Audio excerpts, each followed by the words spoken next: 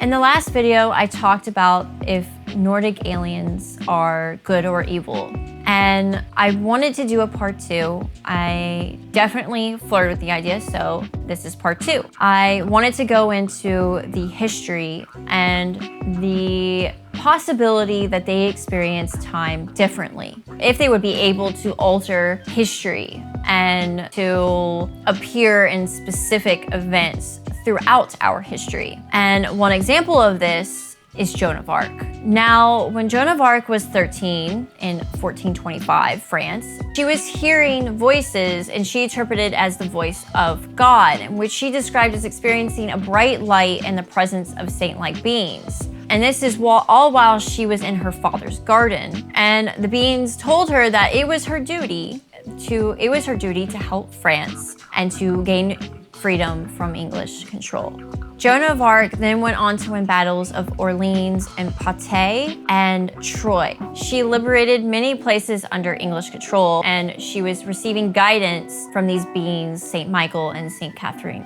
Were these beings that spoke to Joan truly saints, or is it possible they were aliens and they were trying to alter history? Our next sighting of Nordic aliens in history revolves around George Washington and his vision at Valley Forge in 1777. So George Washington was sitting down by himself, and an angelic, beautiful woman appeared before him. And he all of a sudden lost control of his body and thought, while this woman was giving him visions of America being victorious during the American Revolution. She used spaced retrieval to help him remember certain things, such as Son of the Republic, look and learn. And she would repeat this several times. So it was interesting that they tend to, in a lot of these visions, they tend to repeat themselves so the person can remember the encounter or what was important about that encounter. So anything that isn't important is basically tossed away, but the thing that is important is repeated over and over again.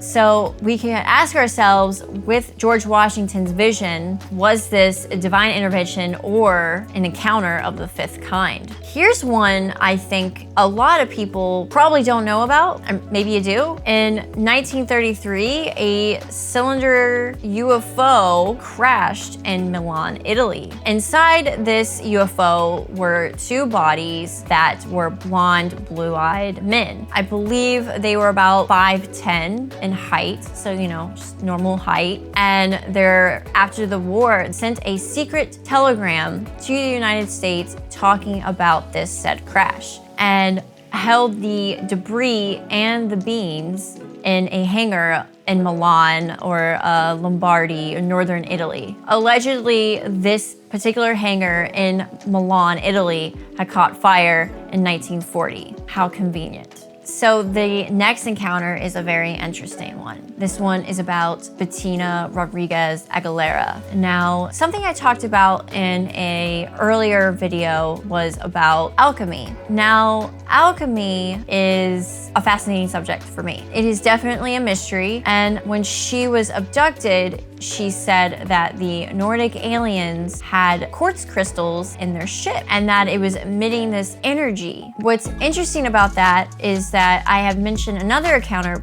in a prior video, my first one. You can go back and look at that if you haven't seen that. And I talk about how JP, which is an anonymous source, ran into a Nordic alien who had a interesting symbol on his uniform. And the symbol on the uniform reminded me of a alchemy symbol, which was the alchemy symbol for crystal. Now, alchemy was heavily used hundreds of years ago and was given to the people by Thoth. Now, Thoth and Hermes are seen as the same, and people get confused because they say Thoth. Well, Thoth has a bird head.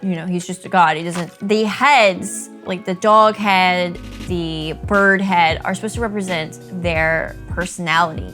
Hermes is depicted as having blonde hair and blue eyes. So I found that very interesting, how it was somebody who looked as if they had blonde hair, blue eyes, that gave people the gift of alchemy, the science of Egypt. Do these events have enough in common to point to extraterrestrial intervention? Why do these encounters all involve benevolent beings?